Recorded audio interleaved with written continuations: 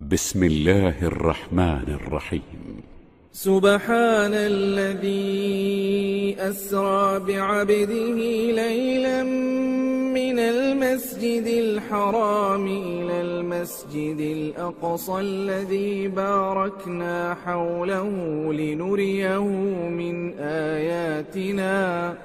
إنه هو السميع البصير.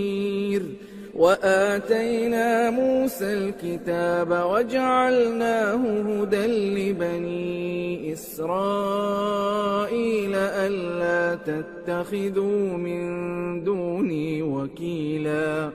ذرية من حملنا مع نوح إنه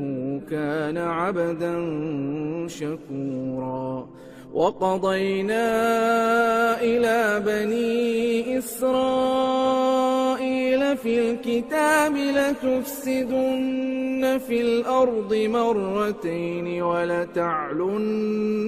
علوا كبيرا فإذا جاء وعد أولاهما بعثنا عليكم عبادا لنا أولي بأس شديد فجاسوا خلال الديار وكان وعدا مفعولا. ثم رددنا لكم الكرة عليهم وأمددناكم بأموال وبنين وجعلناكم أكثر نفيرا. إن أحسنتم أحسنتم لأنفسكم وإن أسأتم فلها فإذا جاء وعد الآخرة ليسوءوا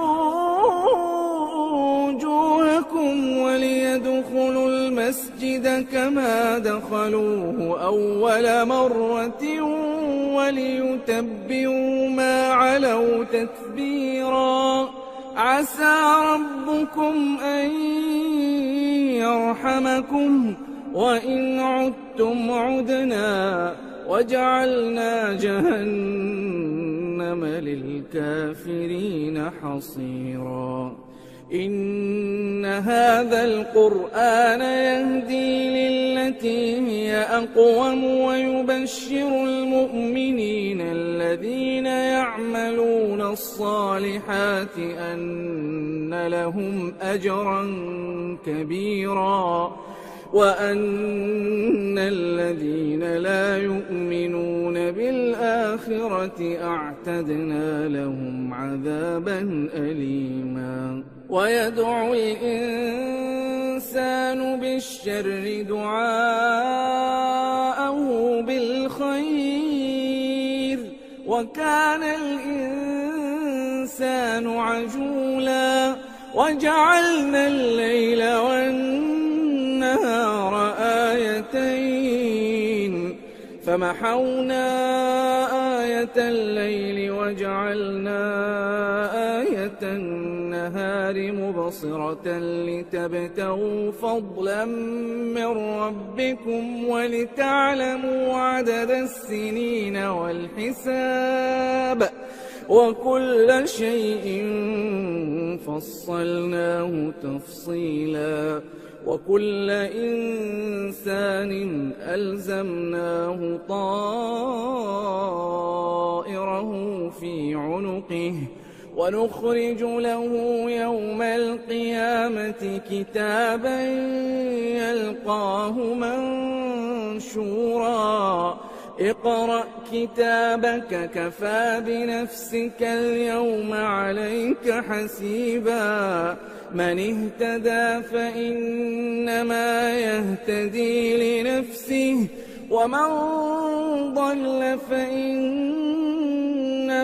يضل عليها ولا تزر وازرة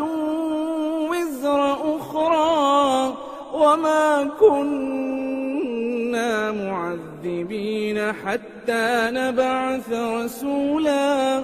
وإذا أردنا أن ربك قرية أمرنا متر فيها ففسقوا فيها فحق عليها القول فدمرناها تدميرا وكم أهلكنا من القرون من بعد نوح وكفى بربك بذنوب عباده خبيرا بصيرا من كان يريد العاجلة عجلنا له فيها ما نشاء لمن نريد ثم جعلنا له جهنم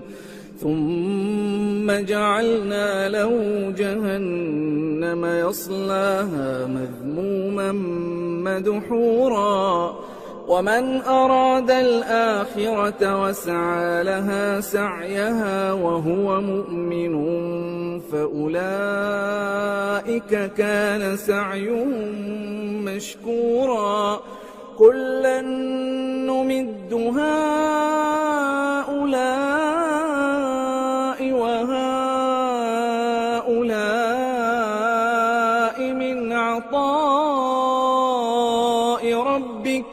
وما كان عطاء ربك محظورا انظر كيف فضلنا بعضهم على بعض وللآخرة أكبر درجات وأكبر تفضيلا لا تجعل مع الله إلها آخر فتقعد مذموما مخذولا وقضى ربك ألا تعبدوا إلا إياه وبالوالدين إحسانا إما يبلغن عندك الكبر أحدهما أو كلاهما فلا تقل لهما أف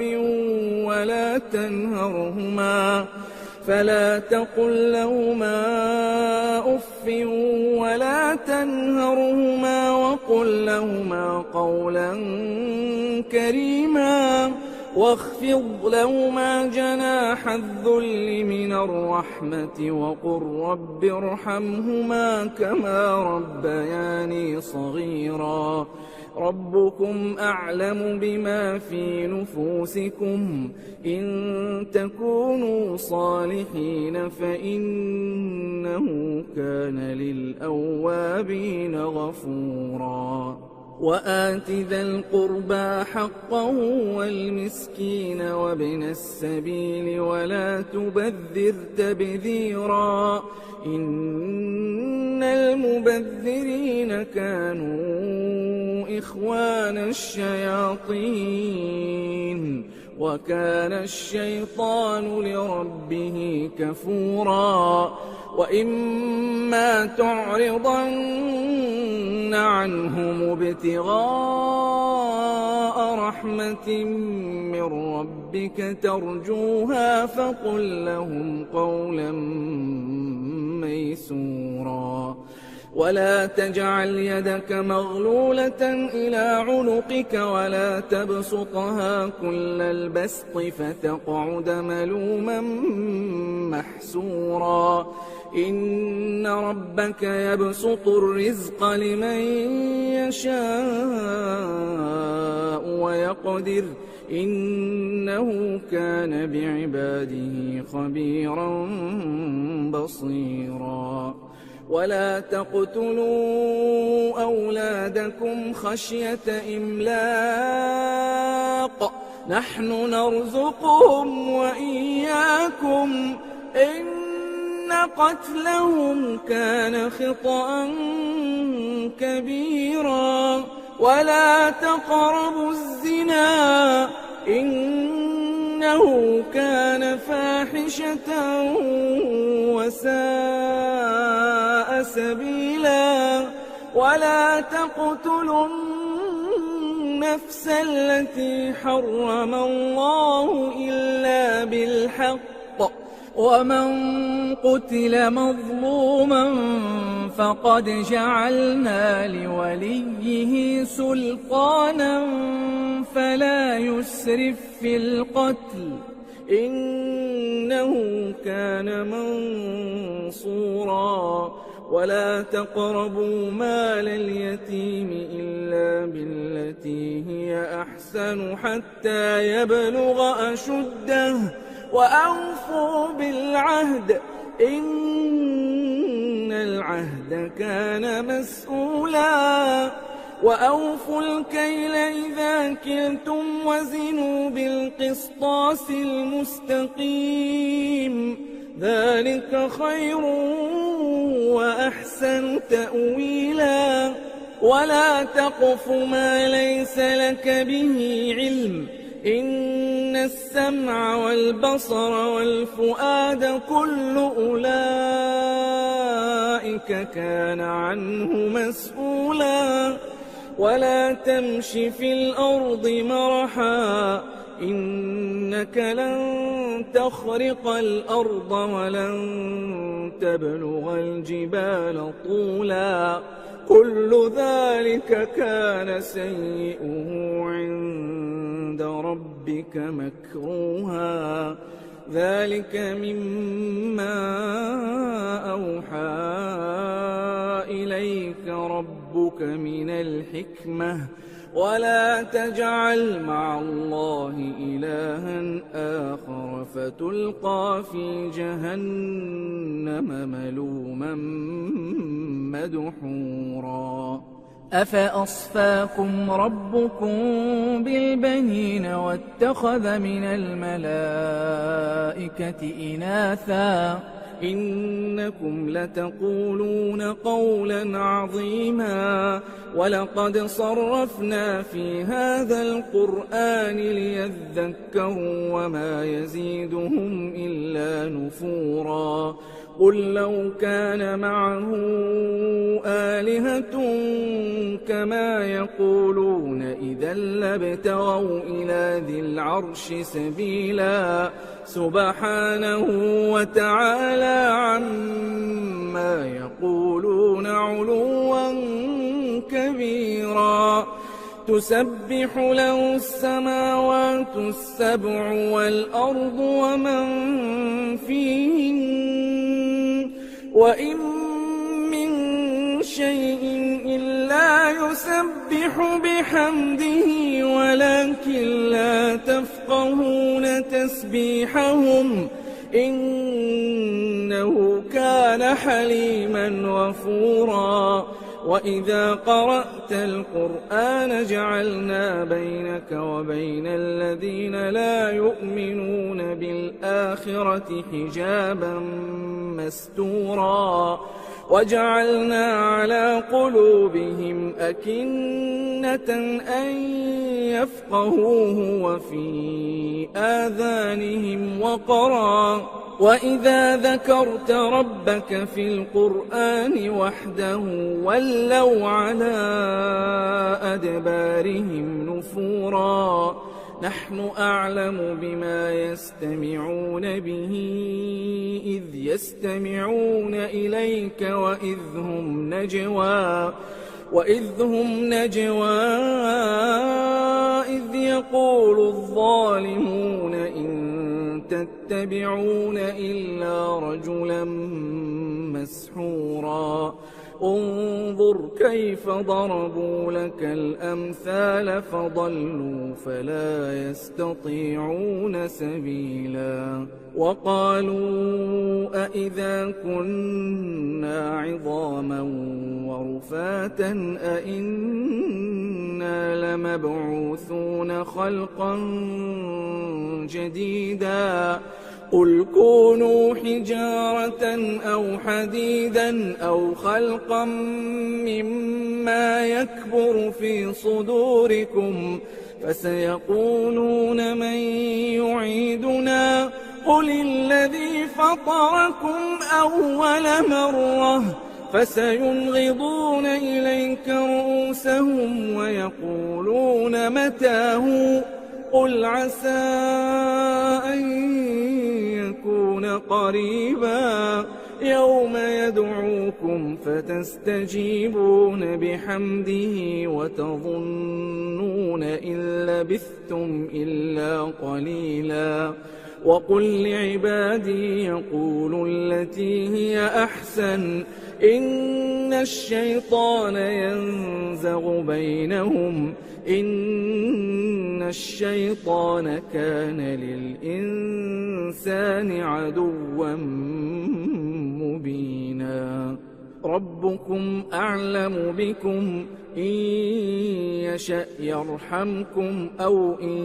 يشأ يعذبكم وما أرسلناك عليهم وكيلا وربك أعلم بمن في السماوات والأرض ولقد فضلنا بعض النبيين على بعض وآتينا داود زبورا قل ادعوا الذين زعمتم من دونه فلا يملكون كشف الضر عنكم ولا تحويلا أولئك الذين يدعون يبتغون إلى ربهم الوسيلة أيهم أقرب ويرجون رحمته ويخافون عذابه إن عذاب ربك كان محذورا وإن من قرية إلا نحن مهلكوها قبل يوم القيامة أو معذبوها عذابا شديدا كان ذلك في الكتاب مسطورا وما منعنا أن نرسل بالآيات إلا أن كذب بها الأولون وآتينا ثمود الناقة مبصرة فظلموا بها وما نرسل بالآيات إلا تخويفا وإذ قلنا لك إن ربك أحاط بالناس وما جعلنا الرؤيا التي أريناك إلا فتنة للناس والشجرة الملعونة في القرآن ونخوفهم فما يزيدهم إلا طغيانا كبيرا وإذ قلنا للملائكة اسجدوا لآدم فسجدوا إلا إبليس قال أأسجد لمن خلقت طينا قال أرأيتك هذا الذي كرمت علي لئن أخرتني إلى يوم القيامة لأحتنكن ذريته إلا قليلا قال اذهب فمن تبعك منهم فإن جهنم جزاؤكم جزاء موفورا واستفزز من استطعت منهم بصوتك وأجلب عليهم بخيلك ورجلك وشاركهم في الأموال والأولاد وعدهم وما يعدهم الشيطان إلا غرورا إن عبادي ليس لك عليهم سلطان وكفى بربك وكيلا ربكم الذي يزجي لكم الفلك في البحر لتبتغوا من فضله إنه كان بكم رحيما وإذا مسكم الضر في البحر ضل من تدعون إلا إياه فلما نجاكم إلى البر أعرضتم وكان الإنسان كفورا أفأمنتم أن يخسف بكم جانب البر أو يرسل عليكم حاصبا ثم لا تجدوا لكم وكيلا أم أمنتم أن يعيدكم فيه تارة أخرى فيرسل عليكم قاصفا من الريح فيغرقكم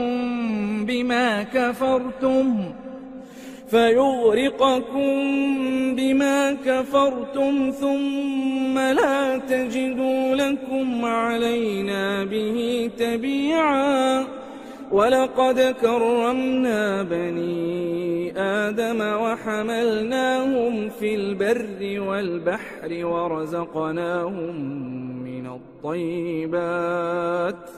ورزقناهم من الطيبات وفضلناهم على كثير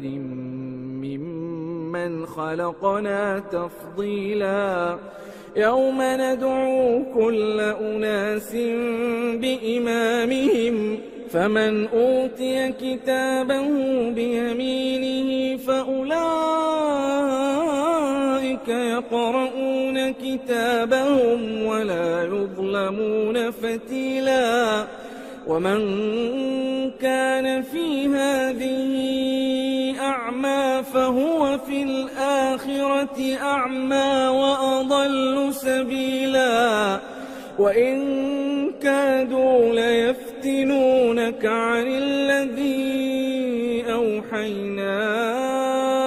إليك لتفتري علينا غيره وإذا لاتخذوك خليلا ولولا أن ثبتناك لقد كدت تركن إليهم شيئا قليلا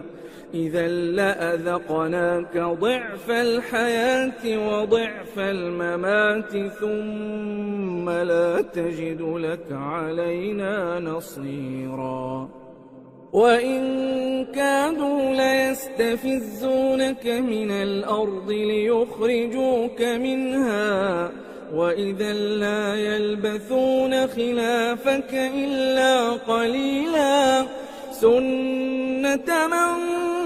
قد أرسلنا قبلك من رسلنا ولا تجد لسنتنا تحويلا أقم الصلاة لدلوك الشمس إلى غسق الليل وقرآن الفجر إن قرآن الفجر كان مشهودا ومن الليل فتهجد به نافلة لك عسى أن يبعثك ربك مقاما محمودا وقل رب أدخلني مدخل صدق وأخرجني مخرج صدق واجعل لي من لدنك سلطانا نصيرا وقل جاء الحق وزهق الباطل إن الباطل كان زهوقا وننزل من القرآن ما هو شفاء ورحمة للمؤمنين ولا يزيد الظالمين إلا خسارا وإذا أنعمنا على الإنسان أعرض ونأى بجانبه وإذا مسه الشر كان يئوسا قل كل يعمل على شاكلته فربكم أعلم بمن هو أهدى سبيلا ويسألونك عن الروح قل الروح من أمر ربي وما أوتيتم من العلم إلا إلا قليلا ولئن شئنا لنذهبن بالذي أوحينا إليك ثم لا تجد لك به علينا وكيلا إلا رحمة من ربك إن فضله كان عليك كبيرا قل لئن اجتمعت الإنس والجن على أن يأتوا بمثل هذا القرآن لا يأتون بمثله ولو كان بعضهم لبعض ظهيرا ولقد صرفنا للناس في هذا القرآن من كل مثل فأبى أكثر الناس إلا كفورا وقالوا لن نؤمن لك حتى تفجر لنا من الأرض ينبوعا أو تكون لك جنة من نخيل وعنب فتفجر الأنهار خلالها تفجيرا أو تسقط السماء كما زعمت علينا كسفا أو تأتي بالله والملائكة قبيلا أو يكون لك بيت من زخرف أو ترقى في السماء ولن نؤمن لرقيك حتى تنزل علينا كتابا نقرأه قل سبحان ربي هل كنت إلا بشرا رسولا وما منع الناس أن يؤمنوا إذ جاءهم الهدى إلا أن قالوا أبعث الله بشرا رسولا قل لو كان في الأرض ملائكة يمشون مطمئنين لنزلنا عليهم من السماء ملكا رسولا قل كفى بالله شهيدا بيني وبينكم إنه كان بعباده خبيرا بصيرا ومن يهد الله فهو المهتد ومن يضلل فلن تجد لهم أولياء من دونه ونحشرهم يوم القيامة على وجوههم عميا وبكما وصما مأواهم جهنم كلما خبت زدناهم سعيرا ذلك جزاؤهم بأنهم كفروا بآياتنا وقالوا أئذا كنا عظاما ورفاتا أئنا لمبعوثون خلقا جديدا أولم يروا أن الله الذي خلق السماوات والأرض قادر على أن يخلق مثلهم وجعل لهم أجلا لا ريب فيه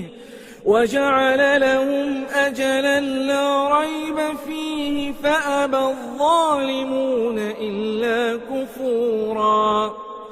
قل لو أنتم تملكون خزائن رحمة ربي إذا لأمسكتم خشية الإنفاق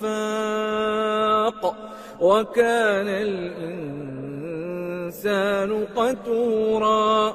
ولقد آتينا موسى 9 آيات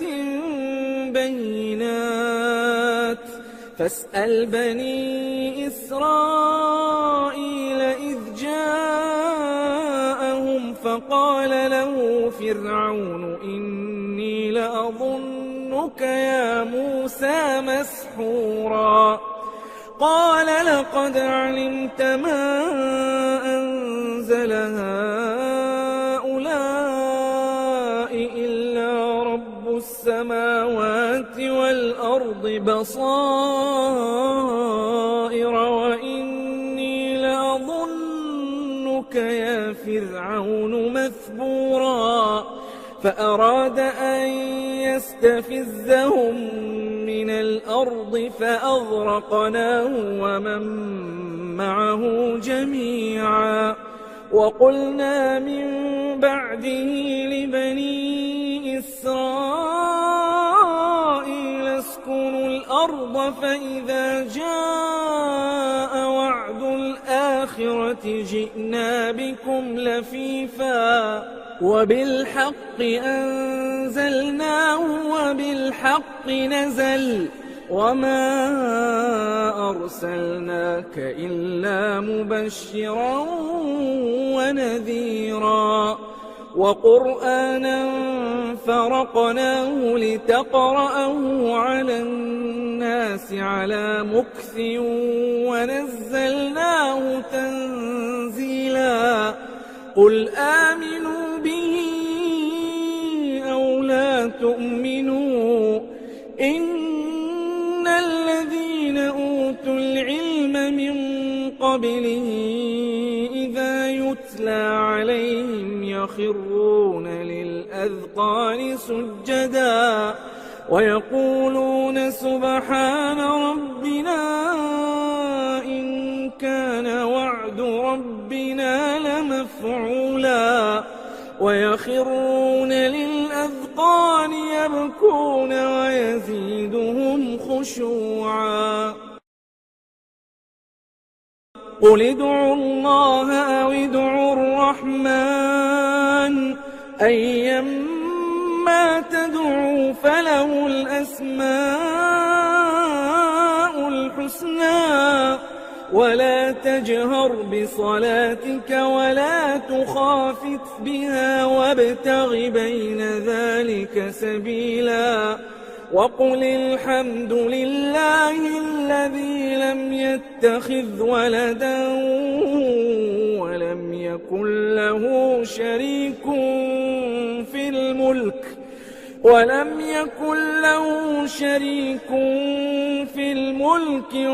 يكن له